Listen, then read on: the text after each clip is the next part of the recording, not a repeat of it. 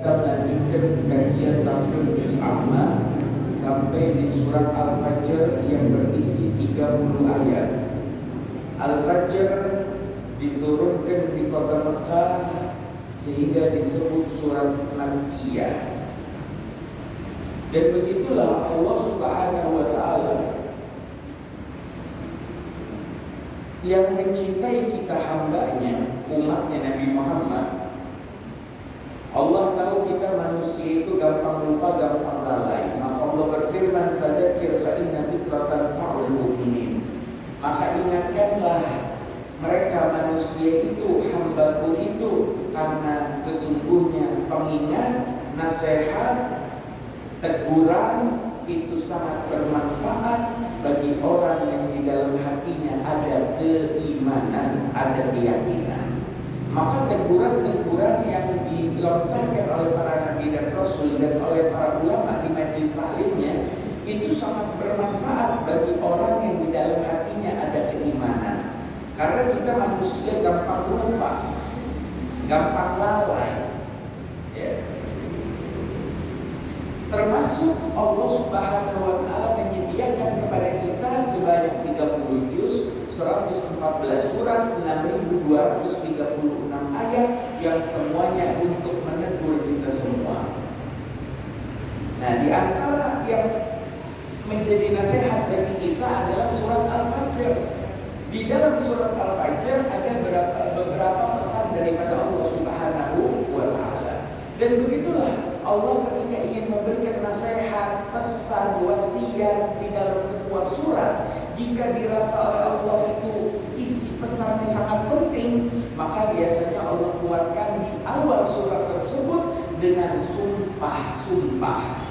Allah bersumpah atas nama kemuliaan makhluk ciptaannya.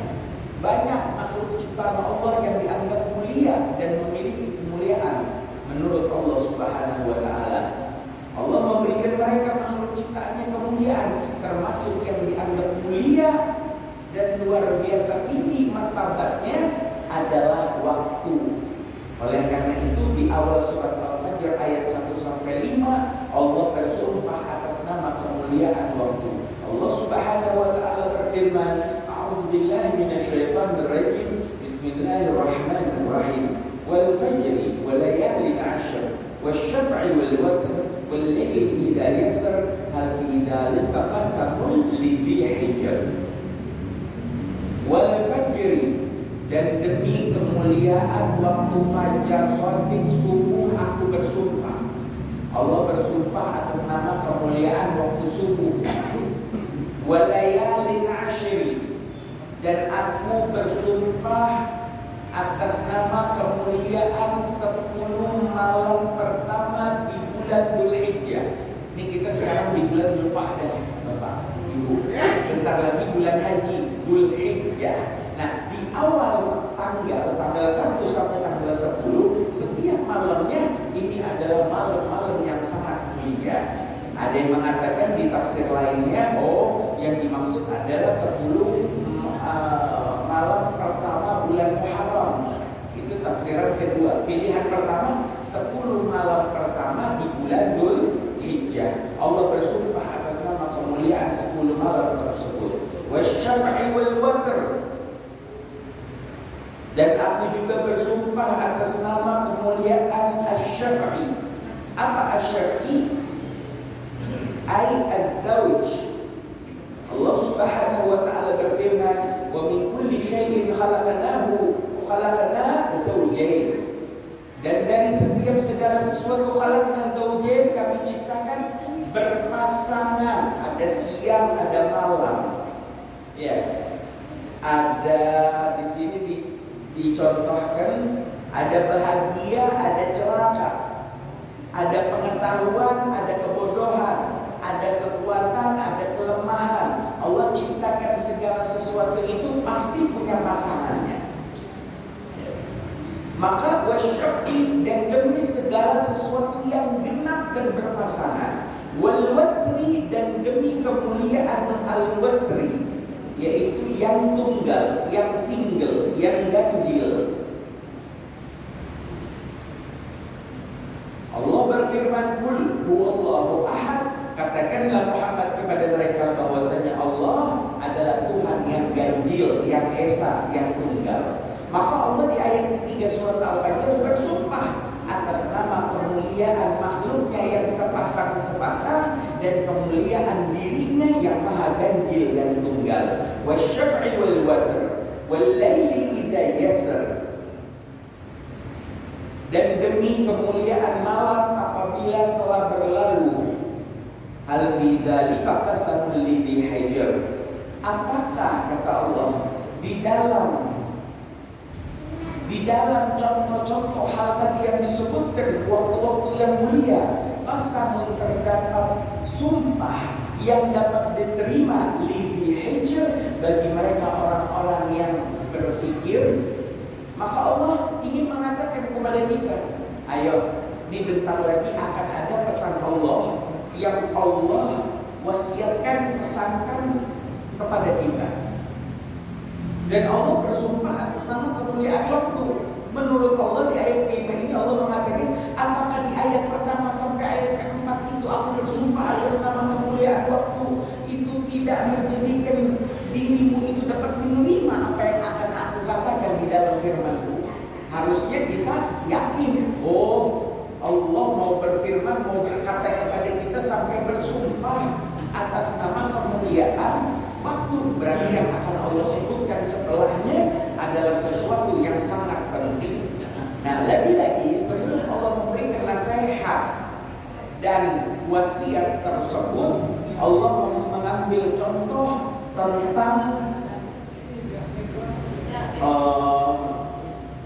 tentang makhluk ciptaannya. Ya. Allah mengambil contoh tentang makhluk ciptaannya. Allah Subhanahu wa ta'ala berfirman,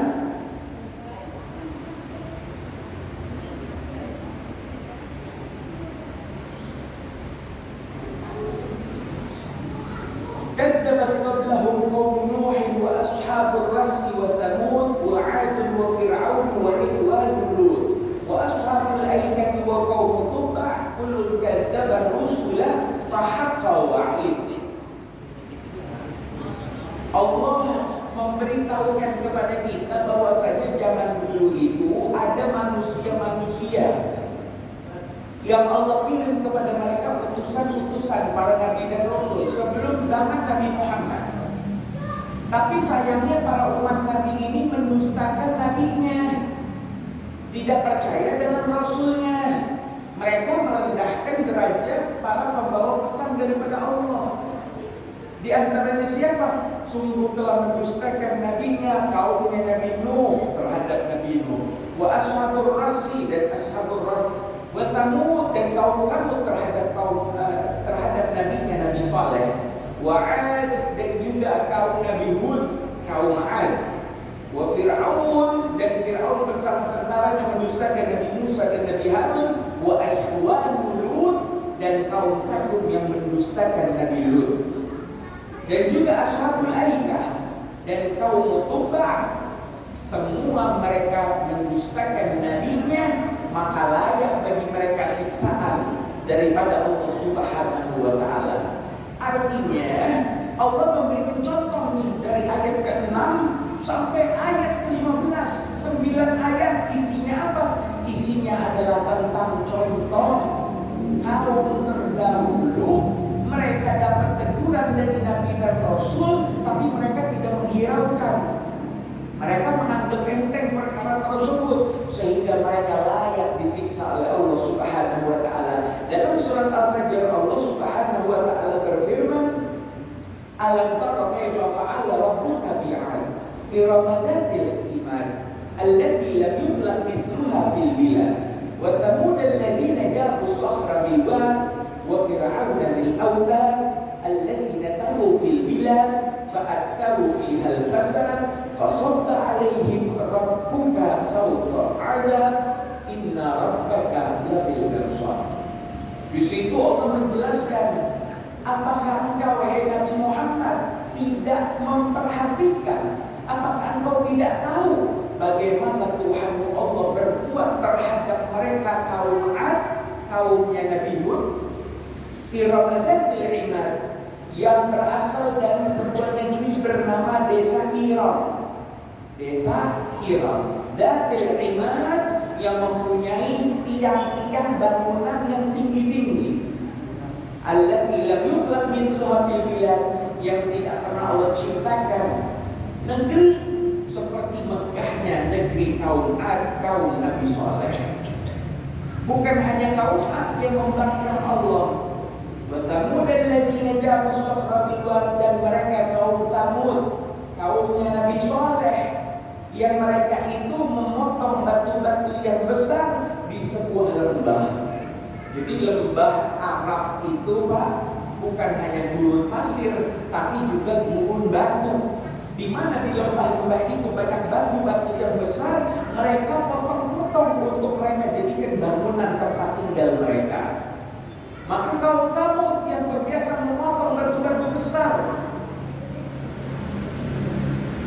bukan hanya kaum Thamud, dan juga ada kaum Fir'aun yang mereka membuat pasak-pasak yang dalam terhadap bangunan. Pasak ini apa? Pondasi.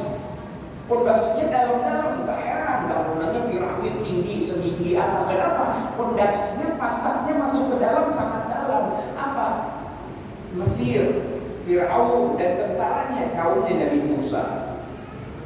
Yang mana mereka itu semuanya tagaw fil bilad, mereka bersewenang-wenang, mereka itu zalim terhadap hamba Allah, zalim terhadap syariat Allah.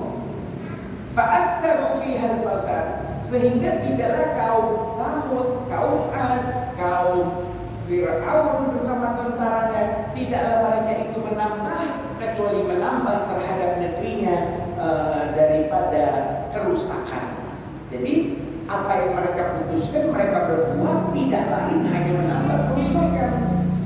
Fasobba alaihim, maka karena itu Allah menuangkan kepada mereka, Allah timpakan kepada mereka, Rabbuka Tuhanmu Allah, sawta adab, bermacam-macam adab. Maka di sini disebutkan bahwasanya kaum Thamud itu dihancurkan oleh Allah, kaumnya Nabi Saleh dihancurkan oleh Allah dengan petikan suara petir. Kaum Ad Allah hancurkan dengan tiupan angin yang kencang, ya, angin topan begitu. Fir'aun Allah tenggelamkan di dalam air, sehingga bermacam-macam azab Allah timpakan kepada mereka umat terdahulu yang mereka tidak mengikuti aturan syariat Islam yang ketat. Maka cukup dengan dua mukaddimah di surat Al-Fajr ini, cukup bagi kita dari ayat 1 sampai ayat 12. Isinya cuma dua, apa? Satu, Allah bersumpah atas nama kemuliaan waktu untuk menunjukkan bahwasanya apa yang Allah katakan selanjutnya, pesan di dalam surat Al-Fajr adalah sesuatu yang penting. Kedua, Allah memberikan peringatan kepada kita tentang mereka umat terdahulu yang dapat nasihat seperti yang bakal kita dapat sebentar lagi, tetapi mereka memilih untuk menolak, memilih untuk meletakkan dan meremehkan, sehingga mereka dengan gampangnya disiksa oleh Allah Subhanahu wa taala. Kita ini umatnya Nabi Muhammad penuh kasih sayang Allah. Kapan kita nentang, ada satu kelompok nentang Allah, tidak langsung Allah turunkan azab. Ya, Allah biarkan dulu kita dengan kenikmatannya. Maka tugas kita pada saat ini adalah mengikuti nasihat daripada Allah yang akan kita dengar sebentar lagi, karena agar kita tidak tergolong daripada orang-orang yang berhak menerima azab daripada Allah Jalla Jalaluhu wa Azamatuh. Mengapa? Inna rabbaka labil mirsad. Karena Allah itu Tuhan kita, sifatnya mirsad. Apa mirsad? Selalu mengawasi hambanya. Kalau bahasa modern kita sekarang, CCTV 24 jam kita dipantau, tingkat tanduk kita direkam, dicatat, malaikat raqib atid, oh kelihatan semua. Maka inna rabbaka labil mirsad, sesungguhnya Tuhanmu hai Muhammad adalah yang maha memperhatikan dan mengawasi. Nah, maka kita lihat apa saja pesan Allah dalam surat Al-Fajr. Kurang lebih ada 4 poin pesan. Nomor 1 adalah Allah lagi-lagi mengingatkan tentang sifatnya kita. Kadang kita ini manusia kurang kenal sama diri kita, salah paham dengan diri kita. Apa yang kita dipikir sama kita itu baik, padahal belum tentu. Maka Allah bongkar beberapa tabiat, watak, sifat, karakter kita. Di antaranya surat Al-Fajr ayat 15 sampai ayat 16, Allah berfirman, "Fa ammal insanu idza mabtalahu rabbuhu fa akramahu wa na'amahu fa yaqulu rabbi akraman. Wa amma idza mabtalahu fa qadara 'alaihi rizqahu fa yaqulu rabbi ahanani kalla." Ada kalanya tabiat manusia itu, kata Allah, kalau dia itu diberikan ujian oleh Allah berupa kenikmatan, dia dimuliakan oleh Allah. Fa'akramahu, Allah muliakan dia. Wa na'amahu, Allah berikan dia nikmat. Ada model manusia yang kalau dapat nikmatnya, ujiannya berupa kesehatan, keluarganya akur, ya anak-anak sekolah pada tinggi, dianya banyak uang, sukses di perusahaan, dia dihormati oleh kalangan masyarakat. Maka biasanya orang yang dapat nikmat lagi, biasanya di dalam hati kecilnya dia akan mengatakan, Rabbi akraman. Oh, sungguh sekarang Allah telah memuliakanku, Allah telah memilihku. Merasa didekati oleh Allah, merasa dipilih oleh Allah, merasa dimuliakan oleh Allah kalau ujiannya berupa kenikmatan. Tetapi sebaliknya, karena Allah ada model watak tabiat manusia, kalau dia diuji dengan ujian apa? Faqadara 'alaihi rizqah, dengan ujian kesempitan rezeki. Fakir miskin, kemudian bukan hanya hidupnya susah, urusan besok beras, uangnya beli dari mana, uangnya dapat dari mana nggak tahu. Tapi apa? Dia ditimpa sakit yang nggak sembuh-sembuh, sakit parah, sakit menahun yang nggak sembuh-sembuh. Naudzubillah.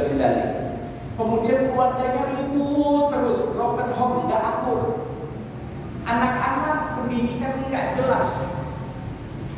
Orang banyak yang hasut iri dengki kepadanya, sehingga dia nggak bisa maju ke depannya di masa depan. Hidupnya susah bener, ditipu orang, dicurangi orang, ada orang jahat sama kita. Biasanya orang tadi, manusia tadi, kata Allah, di dalam hati kecilnya dia akan mengatakan, Rabbi ahana. Oh, Allah sekarang telah meninggalkanku, Allah telah menghinakanku, Allah merendahkanku. Biasanya ada model manusia kalau ditimpa ujian itu kesusahan, dia mengatakan, lu kayaknya saya nggak dipilih dia oleh Allah. Nah, watak manusia yang begini dibenarkan. Kalau dapat nikmat berarti dipilih Allah, kalau nggak dapat nikmat berarti dimurkai Allah. Apa benar begini patokannya? Kalla, kata Allah, bukan itu patokannya. Hina, rendah, tinggi, hina, mulia, bukan itu patokannya. Itu nasib. Ada orang satu kaya, yang satu miskin, nasib. Yang satu umurnya panjang, yang satu meninggal muda, nasib. Yang satu sukses, yang satu ditipu orang, terus nasib. Yang satu sehat, yang satu sakit-sakitan, itu namanya nasib. Patokannya bukan itu. Patokannya apa? Adalah bertakwa kepada Allah Subhanahu wa ta'ala. Hari ini hari Jumat, tadi di Masjid Baitus Salam ada khotibnya. Tiap khotib wajib menyampaikan bertakwa kepada Allah. Apa takwa? Menjalani perintah Allah semampunya. Ya, sholat nggak mampu berdiri boleh lo duduk. Kalau nggak mampu duduk boleh berbaring. Sholat ikuti perintah Allah semampunya. Tapi jauhi larangan Allah. Yang paling penting takwa itu adalah menjauhi larangan Allah sekuat tenaga. Mau tidak mau, ingin tidak ingin, harus kita jauhi bermaksiat kepada Allah. Para ulama merangkum ada 70 dosa besar dalam kitab Al-Kabair. Dosa besar ada 70, jangan kita lakukan. Termasuk dosa-dosa kecil, jangan kita lakukan. Dengan kita tidak melakukan dosa, berarti kita termasuk orang yang bertakwa. Kenapa? Karena orang kalau bertakwa, dia orang sukses walaupun hidupnya susah. Jika dia tidak bertakwa, maka dia orang gagal walaupun hidupnya kaya raya dan sehat. Jadi patokannya adalah timbangan aturan syariat Islam. Di ayat berikutnya Allah Subhanahu wa taala berfirman, "Kalla bal la tukrimuna al-yatim wa la tahadduna 'ala ta'amil miskin wa ta'kuluna at-turatha aklan lamma wa tuhibbuna al-mala hubban jamma." Sekali-kali tidak. Bahkan yang hina itu adalah jika kamu tidak memuliakan anak-anak yatim. Banyak anak yatim di kanan kiri kita, kok kita gak perhatian, gak ngurusi urusan nafkahnya. Anak yatim tulang punggungnya udah meninggal, maka kita umat Islam yang harus mengurus mereka. Ayo perhatikan urusan anak yatim agar kita termasuk orang yang mulia. Kemudian apa? Dan mereka juga tidak memperhatikan urusan makan fakir miskin. Kita makan sampai kebuang-buang, ada fakir miskin makan susah. Nah, kita kalau nggak perhatikan di daerah kita ada fakir miskin, tidak kita carikan solusi pekerjaan dan lain sebagainya, maka kita termasuk orang-orang yang gagal dan tidak bertakwa. Termasuk yang tidak bertakwa adalah wa ta'kuluna at-turatha aklan lamma. Mereka yang memakan harta waris.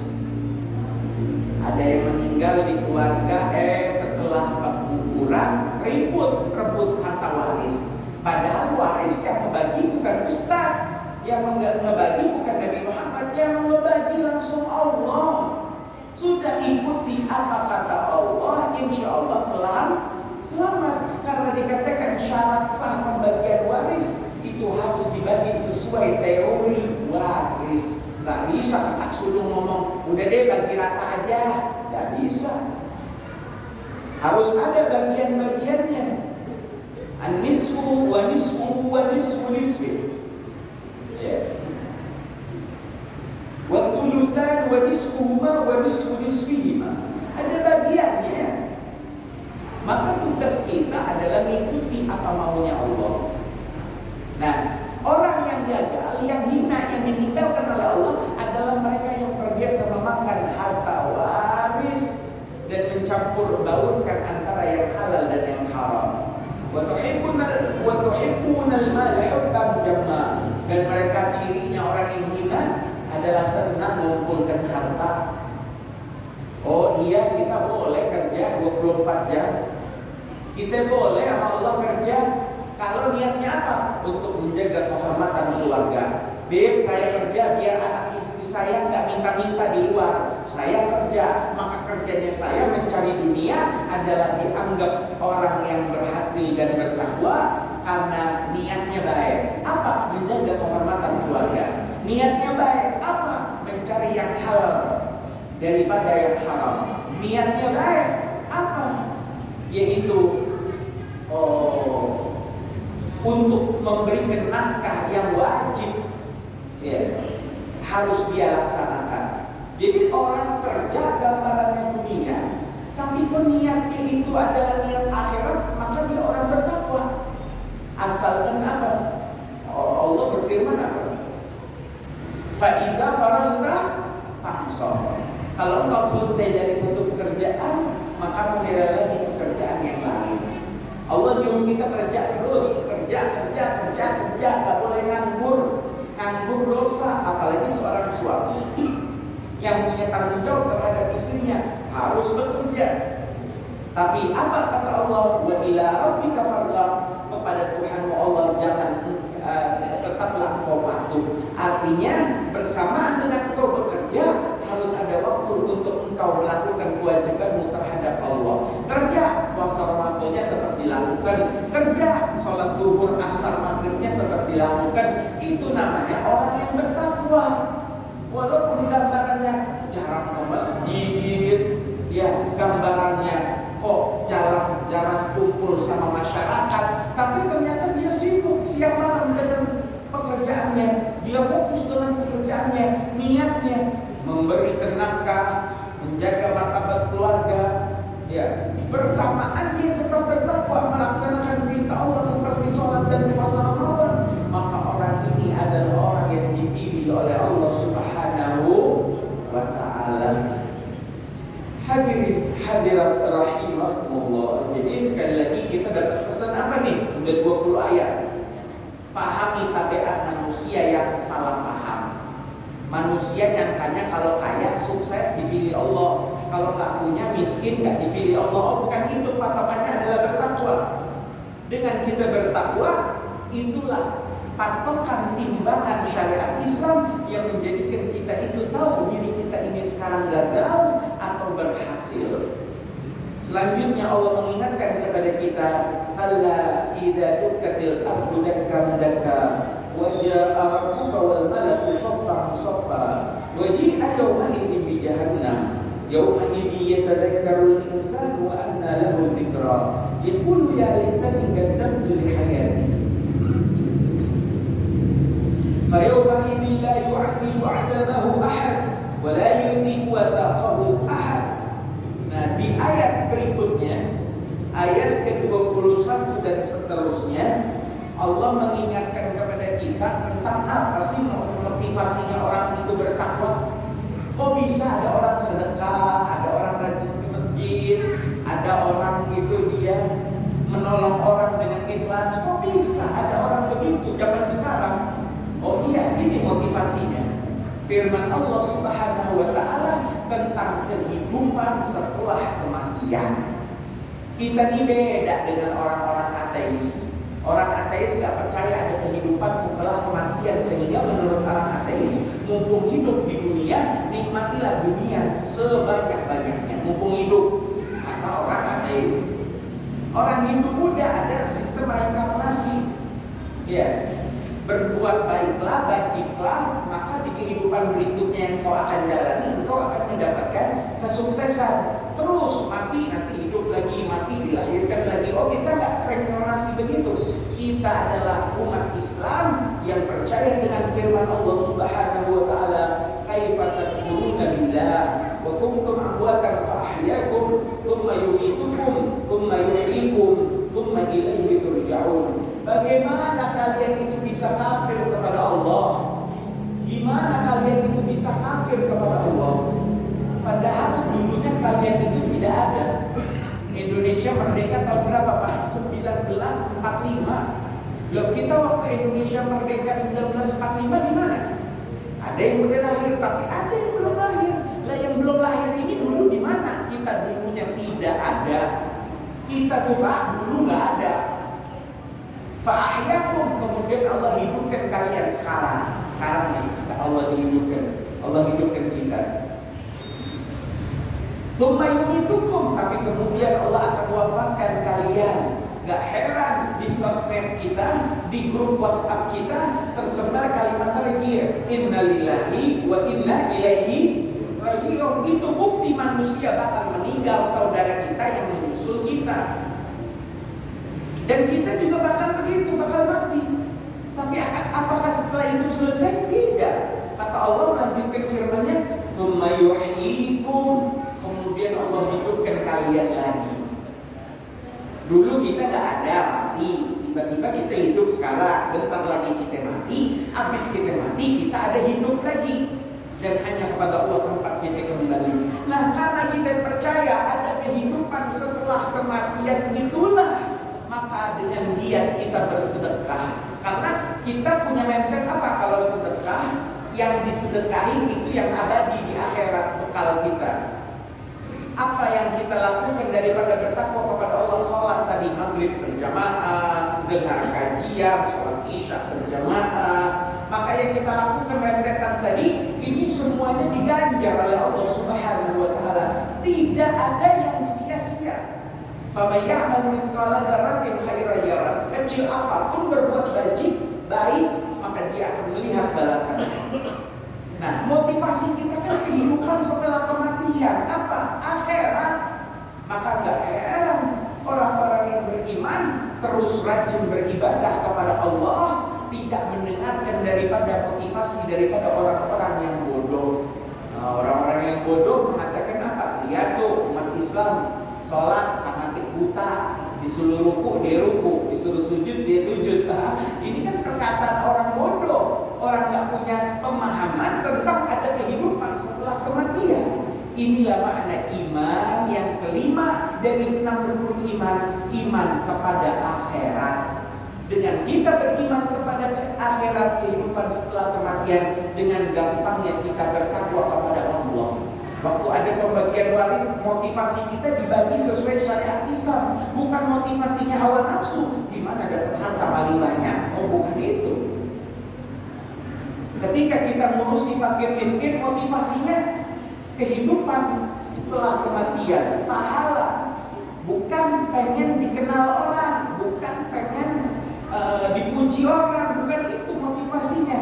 Nah, maka hadirin hadirat rahimakumullah, Allah berfirman, kalla idza dukkatil ardu dakkan dakkan. Sekali-kali tidak apabila bumi diguncangkan berturut-turut. Maksudnya apa? Gempa bumi. Wajah rabbuka wal malaku saffan saffa. Di hari kiamat itu datanglah Tuhan Allah dan malaikat berbaris-baris. Waji'a yawma idzin bi jahannam. Pada hari itu diperlihatkan kepada hamba Allah neraka jahanam. Yawma idzi yatadzakkarul insanu wa anna lahu dzikra. Pada hari itu manusia baru sadar.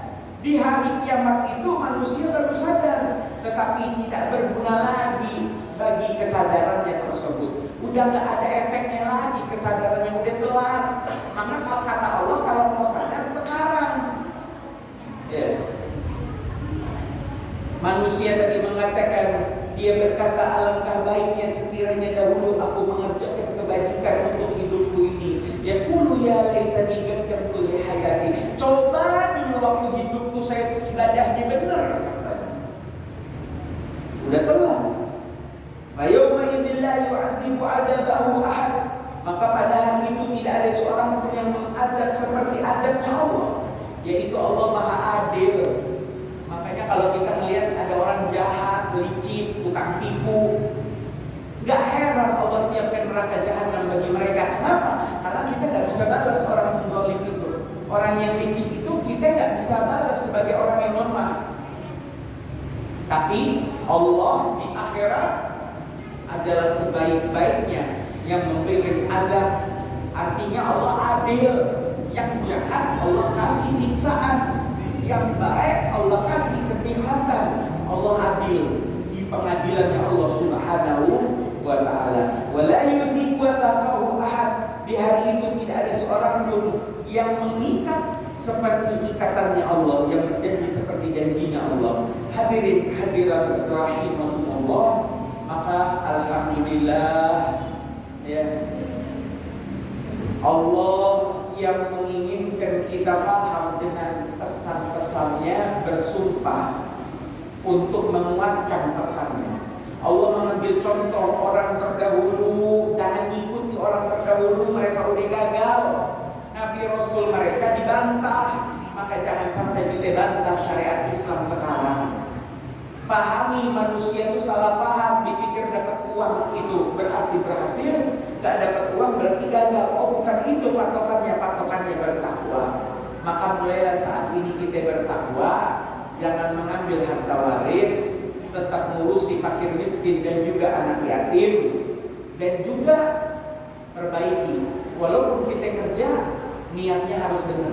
Jangan kerja terus sampai lupa sama sholat. Jangan kerja terus sampai puasa mau enggak. Ini salah yang begini.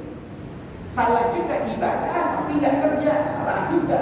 Maka bekerjalah sembari mengumpulkan dunia. Niatmu adalah menjadikan dunia di tanganmu, bukan di dalam hatimu. Kalau dunia di dalam hati, untuk diri sendiri boros, untuk orang lain pelit. Kalau dunia di tangan gampang, karena dunia di tangan hilang juga masih syukur sama Allah. Jadi takwa, pesan nomor 1 Allah berpesan takwa.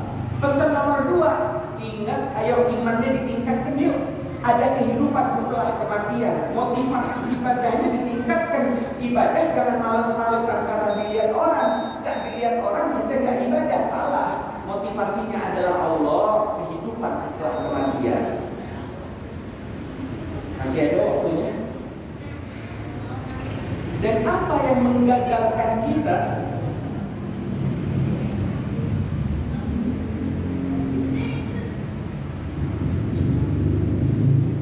7 menit ya. Dan apa yang menggagalkan kita? Biasanya yang menggagalkan kita itu disebutkan oleh Allah.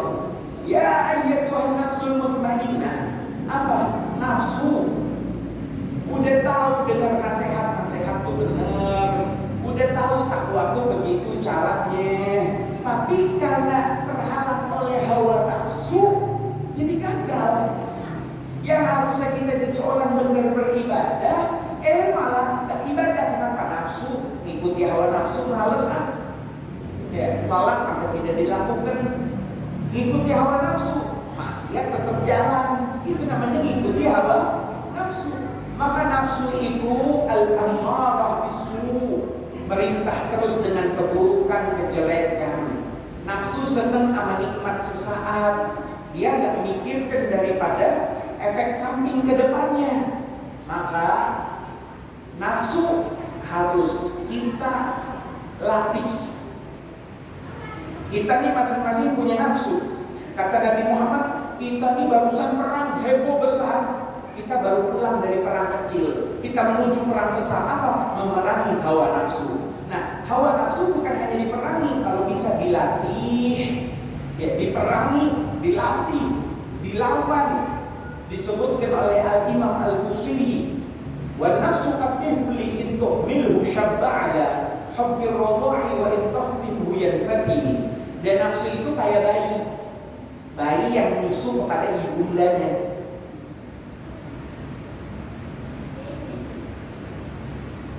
Wa nafsu qatifli in tuhmilhu syabba ala. Jika engkau biarkan dia itu maksudnya udah 2 tahun aturannya disapih, kok nggak disapih? Harusnya ibunya minum jamu sehingga hasilnya pahit, bayinya nggak mau nyusu lagi. Oh, ini dia nggak disapih, dibiarkan bayinya terus nyusu. Syabba ala hubbir radha, maka bayi tadi akan terus tumbuh senang nyusu, tidak berhenti. Umur 2 tahun nggak berhenti, 3 tahun nggak berhenti, terus sampai balita. Umur 5 tahun tetap dia nyusu. Kenapa? Nafsu itu kalau diberi, dikasih terus dia minta. Beda kalau bayi itu disapih. Walaupun nangis bayi kita, ya kita susuin karena usianya udah 2 tahun, maka biarkan dia nangis. Lama-lama dia terbiasa tanpa ASI. Begitu juga nafsu. Nafsu itu harus dilatih. Kalau diturutin terus emang sakit, diturutin terus ya, akhirnya disetop nggak bisa. Namanya orang sudah kecanduan. Harus dilatih, Pak. Kalau sudah dilatih nafsu itu, maka dia akan terlatih dan gampang untuk kita atur. Hadirin hadirat rahimakumullah. Maka Allah memanggil nih nafsu-nafsu manusia yang sudah dilatih, yang nafsunya udah tenang, udah tidak liar lagi, sudah tertata sesuai aturan syariat Islam. Maka Allah panggil, ya ayyatuhan nafsul mutmainnah, wahai nafsu yang tenang, irji'i ila rabbiki radiyatan mardiyah, kembalilah engkau kepada Tuhanmu dalam keadaan ridha dan diridhoi. Fadkhuli fi ibadi, masuklah engkau ke dalam hambaku. Wadkhuli jannati, dan masuklah ke dalam surgaku. Siapa orang yang berhasil? Selain bertakwa, faham ada kehidupan, beriman kepada kehidupan setelah kematian, juga mereka orang yang berhasil adalah orang yang bisa mengendalikan hawa nafsunya. Hadirin hadirat rahimakumullah, mungkin ini saja pesan Allah di dalam surat Al-Fajr. Mudah-mudahan bermanfaat bagi kita semua. Mudah-mudahan Allah memberikan kita petunjuk dengan surat Al-Fajr ini. Dan sekian saja, tafadhol kita buka sesi tanya jawab. Ada 2 menit ya.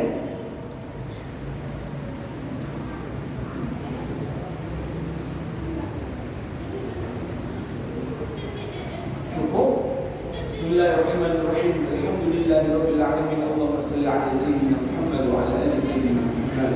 Allahumma alif bina qulubina wa aslih dhata bainina wa hdina subul salam wa najjina min adh-dhulumati ila an-nur wa jannibna al-fawahisha ma dhahara minha wa ma batan wa barik lana fi asma'ina wa absarina wa qulubina wa azwajina wa dhurriyyatina wa tub 'alaina innaka antat tawwabur rahim. شاكرين لنعمتك مثنين عليها كبيرها وآتمها علينا. اللهم اغفر لنا ولوالدينا وارحمهم كما ربونا صغارا.